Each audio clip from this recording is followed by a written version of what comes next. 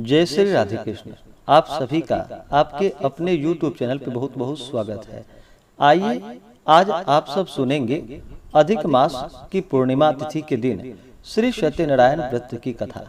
इस बार अधिक मास की पूर्णिमा जो कि 1 अगस्त 2023 दिन मंगलवार को पड़ रहा है। पूर्णिमा तिथि प्रारंभ समय 31 जुलाई 2023 दिन सोमवार रात्रि 3:52 और पूर्णिमा तिथि की समाप्ति 1 अगस्त 2023 दिन मंगलवार रात्रि 12:03। सूर्योदय व्यापनी के अनुसार पूर्णिमा तिथि का व्रत जो कि 1 अगस्त 2023 दिन मंगलवार को रखा जाएगा और इस दिन जो चंद्रोदय का समय होगा वह समय शाम 6:46। पूर्णिमा का व्रत जो धारण किया जाता है, इस व्रत को चंद्रोदय व्यापनी ली जाती है। जो भी पूर्णिमा तिथि का व्रत धारण करने वाले हैं उन्हें दिन भर उपवास रहते हुए शाम को चंद्रोदय होने पर चंद्र देवता को अर्घ्य प्रदान करना चाहिए। उसके बाद पूर्णिमा का व्रत पूर्ण माना जाता है। इस बार अधिक मास की पूर्णिमा जो कि श्रावण मास के शुक्ल पक्ष में अधिक मास की पूर्णिमा लग रही है। पूर्णिमा तिथि के दिन का बड़ा ही विशेष महत्व माना गया है।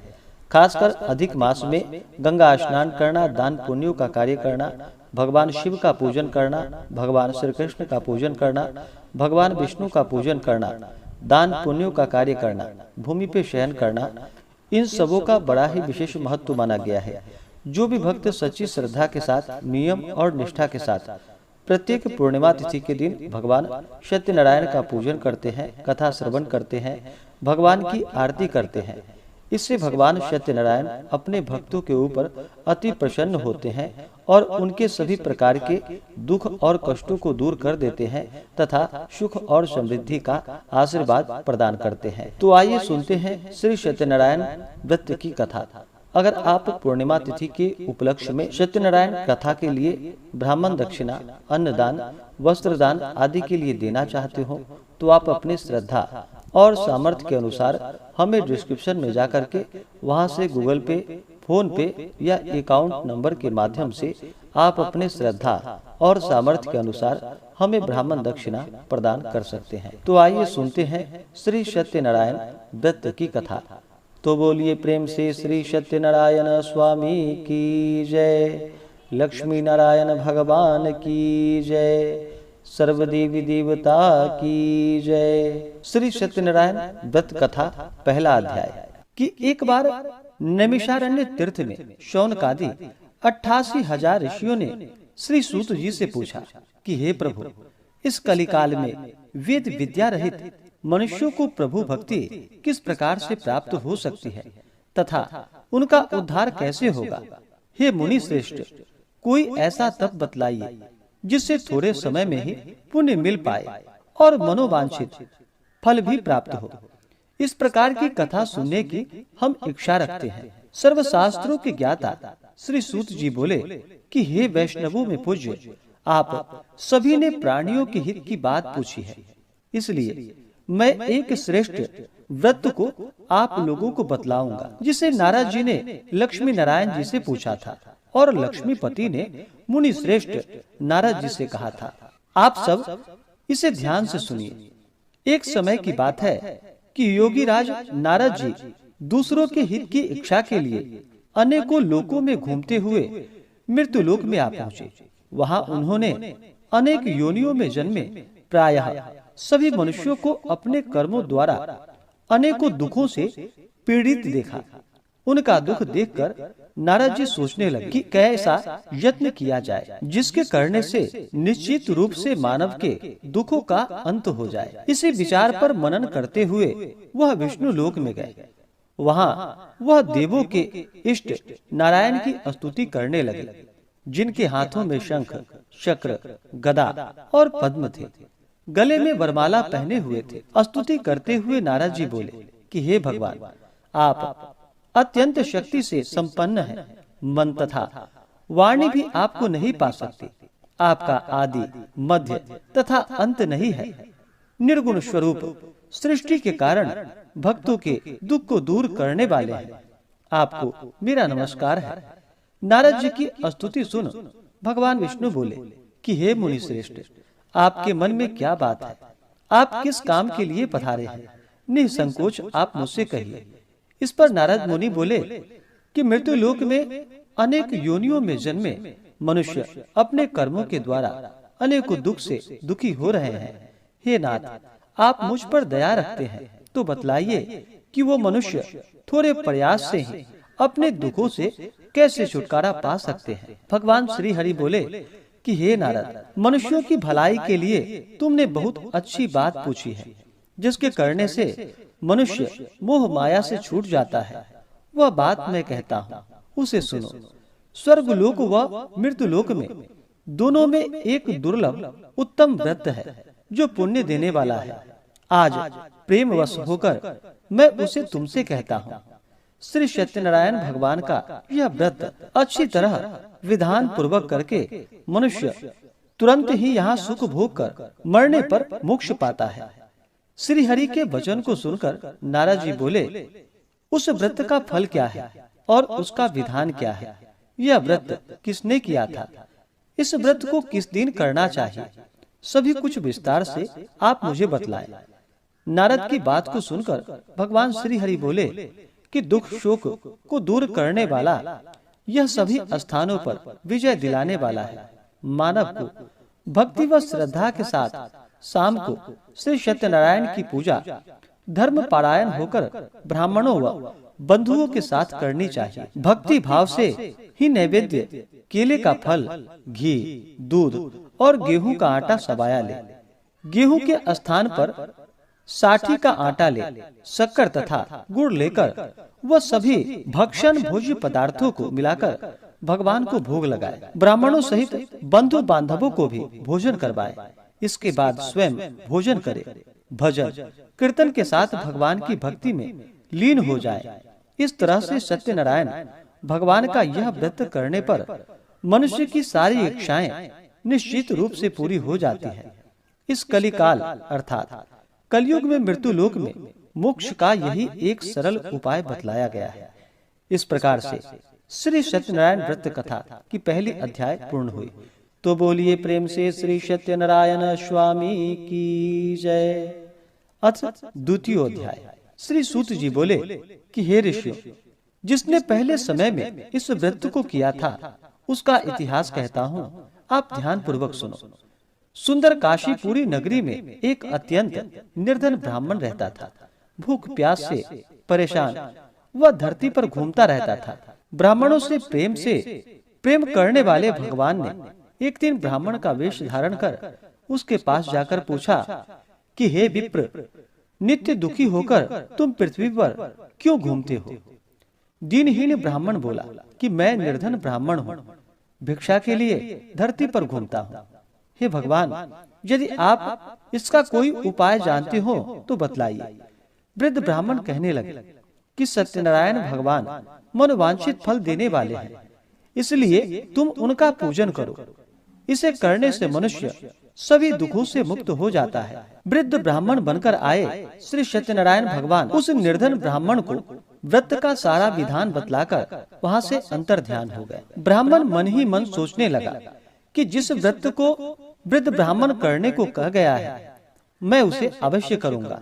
यह निश्चय करने के बाद उसे रात में नींद नहीं आई।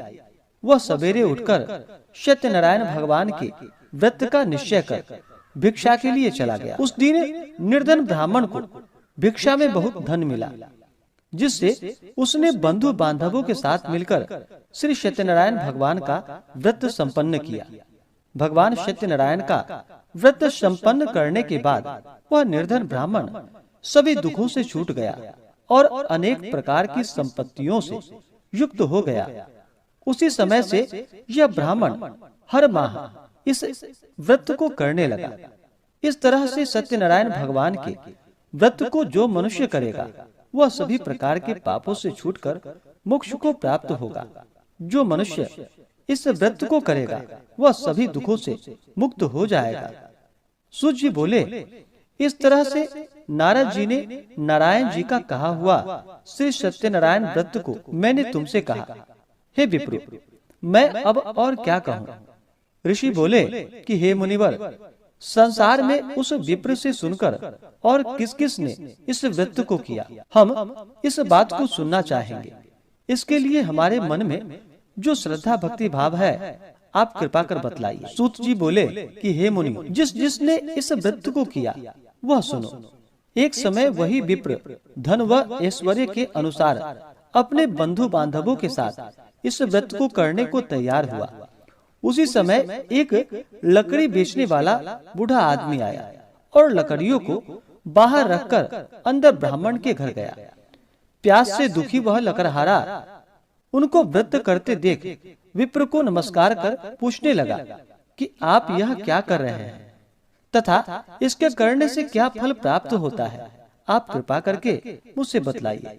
ब्राह्मण ने कहा कि सब मनोकामनाओं को पूर्ण करने वाला यह सत्यनारायण भगवान का व्रत है। इनकी कृपा से ही मेरे घर में धन्य धान्य आदि की वृद्धि हुई है। विप्र से सत्यनारायण व्रत के बारे में जानकर लकड़हारा बहुत प्रसन्न हुआ और चरणामृत लेकर वह प्रसाद खाने के बाद अपने घर गया। लकड़हारे ने अपने मन में संकल्प लिया कि आज लकड़ी बेचने से जो धन मिलेगा उसी से श्री सत्यनारायण भगवान का मैं उत्तम व्रत करूंगा। मन में इस विचार को ले वह आदमी सिर पर लकड़ियां रखकर उस नगर में बेचने के लिए चला गया जहाँ पर धनी लोग ज्यादा रहते थे। उस नगर में उसे अपनी लकड़ियों का दाम पहले से 4 गुना अधिक मिला। वह प्रसन्न होकर शक्कर, घी, दूध, दही और गेहूं का आटा ले और सत्यनारायण भगवान के व्रत के अन्य सामग्रियां लेकर अपने घर गया। वहां उसने अपने बंधु बांधवों को बुलवाकर विधि विधान से श्री सत्यनारायण भगवान का पूजन और व्रत किया। इस व्रत के प्रभाव से वह बूढ़ा लकड़हारा धन पुत्र आदि से युक्त होकर संसार में समस्त सुख भोग कर अंत काल में वैकुंठ धाम को गया। इस प्रकार से श्री सत्यनारायण व्रत कथा दूसरी अध्याय पूर्ण हुई। तो बोलिए प्रेम से श्री सत्यनारायण भगवान की जय। अथ तृतीयो अध्याय। श्री सूत जी बोले कि हे श्रेष्ठ मुनियों, अब आगे की कथा कहता हूँ। पहले समय में उल्कामुख नाम का एक बुद्धिमान राजा रहता था। वह सत्य वक्ता और जितेंद्रिय था। प्रतिदिन दिव स्थानों पर जाता और निर्धनों को धन देकर उनके कष्ट दूर करता था। उसकी पत्नी कमल के समान मुख वाली तथा सती साध्वी थी। भद्रशिला नदी के तट पर उन दोनों ने श्री सत्यनारायण भगवान का व्रत किया। उसी समय साधु नाम का एक वैश्य आया। उसके पास व्यापार करने के लिए बहुत सा धन भी था। राजा को व्रत करते हुए देखकर वह विनय पूर्वक पूछने लगा कि हे राजन, भक्ति भाव से पूर्ण होकर आप यह क्या कर रहे हैं? मैं सुनने की इच्छा रखता हूँ, आप मुझे बतलाइए। राजा बोला कि हे साधु, अपने बंधु बांधवों के साथ पुत्रादि की प्राप्ति के लिए एक महा शक्तिमान श्री सत्यनारायण भगवान का व्रत व पूजन कर रहा हूँ। राजा के वचन सुन साधु आदर से बोला कि हे राजा, मुझे इस व्रत का सारा विधान कहिए। आपकी कथा अनुसार मैं भी इस व्रत को करूँगा। मेरी भी संतान नहीं है और इस व्रत को करने से निश्चित रूप से मुझे संतान की प्राप्ति होगी। राजा से व्रत का सारा विधान सुन व्यापार से निवृत्त हो वह अपने घर गया। साधु वैश्य ने अपनी पत्नी को संतान देने वाले इस व्रत का वर्णन कह सुनाया और कहा कि जब मेरी संतान होगी तब मैं इस व्रत को करूंगा। साधु ने इस तरह के वचन अपनी पत्नी लीलावती से कहे। एक दिन लीलावती पति के साथ आनंदित हो सांसारिक धर्म में प्रवृत्त होकर श्री सत्यनारायण भगवान की कृपा से गर्भवती हो गई। 10वें महीने में उसके गर्भ से एक सुंदर कन्या ने जन्म लिया। दिनों दिन वह ऐसे बढ़ने लगी जैसे कि शुक्ल पक्ष की चंद्रमा बढ़ता है। माता पिता ने अपनी कन्या का नाम कलावती रखा। एक दिन लीलावती ने मीठे शब्दों में अपने पति को याद दिलाया कि आपने सत्यनारायण भगवान के जिस व्रत का संकल्प लिया था उसे करने का समय आ गया है, आप इस व्रत को करिए। साधु बोला कि हे प्रिय, इस व्रत को मैं उसके विवाह के समय करूंगा। इस प्रकार अपने पत्नी को आश्वासन देकर वह नगर को चला गया।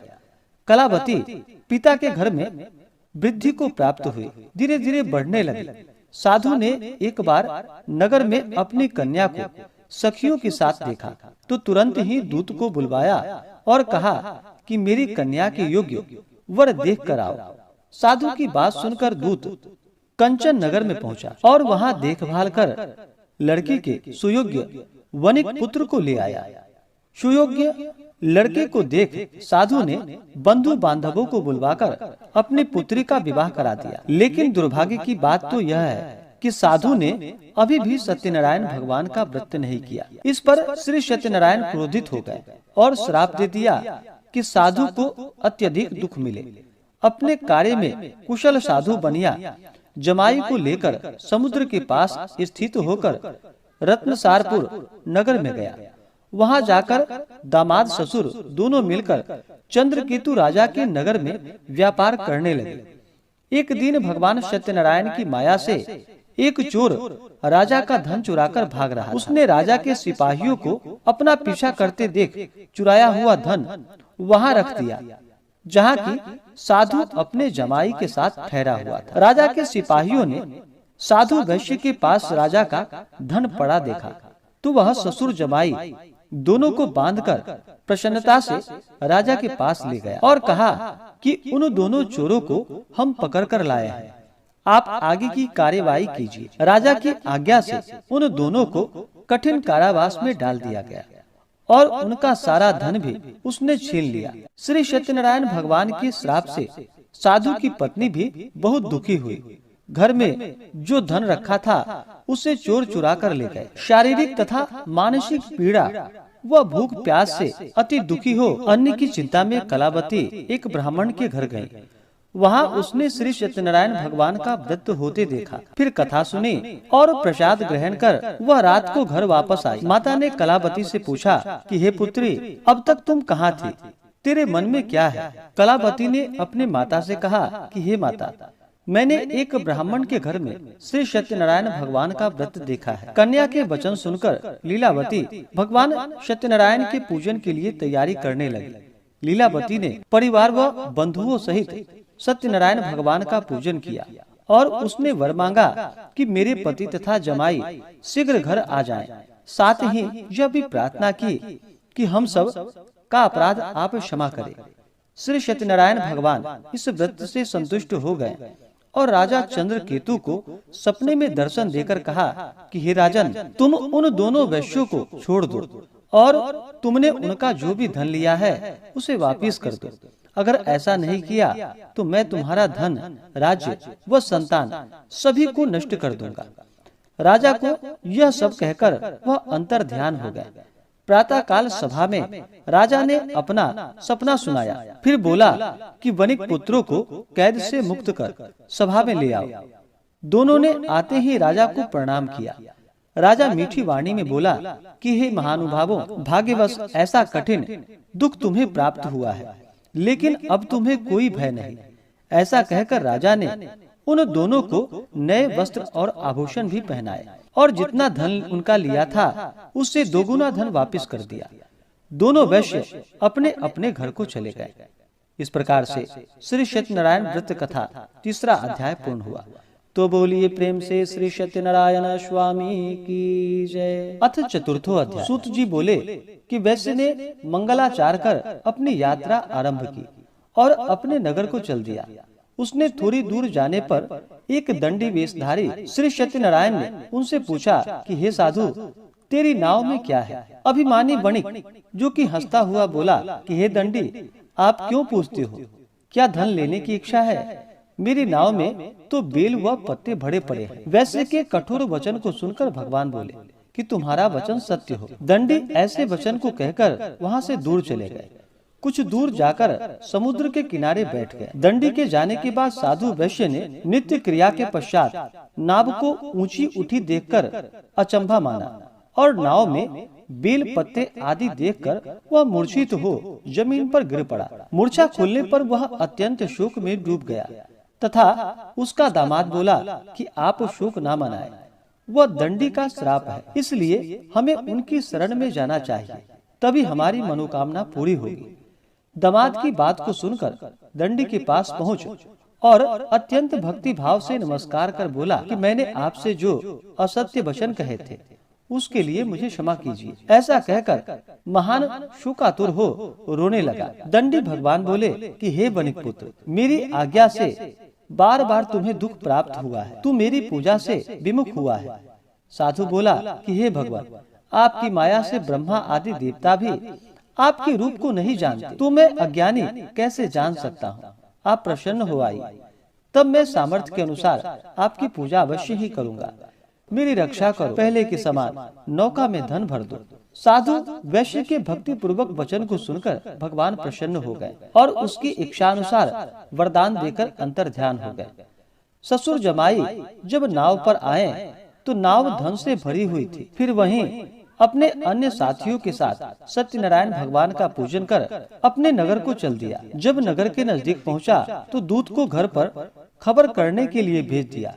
दूत साधु की पत्नी को प्रणाम कर कहता है कि मालिक अपने दामाद सहित नगर के निकट आ गए हैं। दूत की बात सुनकर साधु की पत्नी लीलावती ने बड़े हर्ष के साथ सत्यनारायण भगवान का पूजन कर अपनी पुत्री कलावती से कहा कि मैं अपने पति के दर्शन को जाती हूँ, तू कार्य पूर्ण कर शीघ्र आ जाना। माता के ऐसे वचन को सुनकर कलावती जल्दी में प्रसाद छोड़ अपने पति के पास चली गई। प्रसाद की अवज्ञा के कारण सत्यनारायण भगवान रुष्ट हो गए और नाव सहित उसके पति को पानी में डुबो दिया।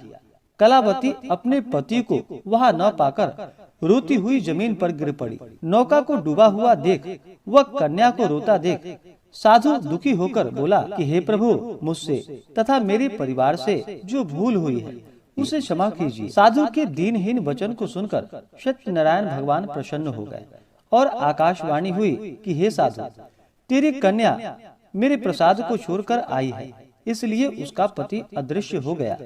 यदि वह घर जाकर प्रसाद खाकर लौटती है तो उसे उसका पति अवश्य ही मिलेगा। ऐसी आकाशवाणी को सुनकर कलावती घर पहुंचकर प्रसाद खाती है और फिर आकर अपने पति के दर्शन करती है। उसके बाद साधु अपने बंधु बांधवों सहित श्री सत्यनारायण भगवान का विधि विधान से पूजन करता है। इस लोक का सुख भोग वह अंत में स्वर्ग को जाता है। इस प्रकार से श्री सत्यनारायण व्रत कथा में चौथे अध्याय की कथा पूर्ण हुई। तो बोलिए प्रेम से श्री सत्यनारायण भगवान की जय। अथ पंचमो अध्याय। श्री सूत जी बोले कि हे ऋषियों, मैं और भी एक कथा सुनाता हूँ, उसे भी आप ध्यान पूर्वक सुनो। प्रजा पालन में लीन तुंग ध्वज नाम का एक राजा था। उसने भी भगवान का प्रसाद त्याग कर बहुत ही दुख पाया। एक बार वन में जाकर वन्य पशुओं को मारकर वह बड़ के पेड़ के नीचे आया। वहां उसने ग्वालों को भक्ति भाव से अपने बंधुओं सहित सत्यनारायण भगवान का पूजन करते देखा। अभिमानवश राजा ने उन्हें देखकर भी पूजा स्थान में नहीं गया और ना ही उसने भगवान को नमस्कार किया। ग्वालों ने राजा को प्रसाद दिया, लेकिन उसने वह प्रसाद नहीं खाया और प्रसाद को वहीं छोड़कर वह अपने नगर को चला गया। वह जब नगर में पहुंचा तो वहां सब कुछ तहस नहस हुआ पाया, तो वह शीघ्र ही समझ गया कि यह सब भगवान ने ही किया है। वह दोबारा ग्वालों के पास पहुंचकर और विधि पूर्वक पूजा कर प्रसाद खाया तो सत्यनारायण भगवान की कृपा से सब कुछ पहले जैसा हो गया और दीर्घ काल तक सुख भोगने के बाद मरणोपरांत उसे स्वर्ग की प्राप्ति हुई। जो मनुष्य परम दुर्लभ इस व्रत को करेगा तो भगवान सत्यनारायण की अनुकंपा से उसे धन धान्य की प्राप्ति होगी। निर्धन धनी हो जाता है और भय मुक्त हो जीवन जीता है। संतानहीन मनुष्य को संतान सुख प्राप्त होता है और सारे मनोरथ पूर्ण होते हैं। और सारे मनोरथ पूर्ण होने पर मानव अंत काल में वैकुंठ धाम को जाता है। सूत जी बोले, जिन्होंने पहले इस व्रत को किया है अब उनके दूसरे जन्म की कथा कहता हूँ। वृद्ध शतानंद ब्राह्मण ने सुदामा का जन्म लेकर मोक्ष की प्राप्ति की। लकड़हारे ने अगले जन्म में निषाद बनकर मोक्ष प्राप्त किया। उल्का मुख नाम का राजा दशरथ होकर वैकुंठ को गए। साधु नाम के वैश्य ने मूर्ध्वज बनकर अपने पुत्र को आरे से चीरकर मोक्ष पाया और महाराज तुंगध्वज ने स्वयंभू होकर भगवान में भक्त युक्त हो अपना कर्म कर मोक्ष को पाया। इस प्रकार से श्री सत्यनारायण व्रत कथा में 5वें अध्याय की कथा पूर्ण हुई। तो बोलिए प्रेम से श्री सत्यनारायण स्वामी की जय, लक्ष्मी नारायण भगवान की जय, सर्वदेवी देवता की जय। इसी प्रकार से जो भी भक्त सच्ची श्रद्धा के साथ नियम और निष्ठा के साथ भगवान सत्यनारायण का पूजन करते हैं, कथा श्रवण करते हैं, इससे भगवान सत्यनारायण अपने भक्तों पर अति प्रसन्न होते हैं तथा सभी प्रकार के दुख और कष्टों को दूर कर देते हैं, सुख समृद्धि का आशीर्वाद प्रदान करते हैं। तो आशा करता हूँ कि यह जानकारी आपको अच्छा लगा हो। ऐसे ही ज्ञानवर्धक जानकारियाँ प्राप्त करने के लिए हमारे इस चैनल पे अगर आप नए हैं तो चैनल को लाल बटन दबा करके सब्सक्राइब करें, साथ में बेल आइकन घंटी को दबाएं ताकि मेरे वीडियो का नोटिफिकेशन आपको समय से मिलता रहे। वीडियो को लाइक करें, शेयर करें। सुखी रहें और स्वस्थ रहें। जय श्री राधे कृष्ण। धन्यवाद।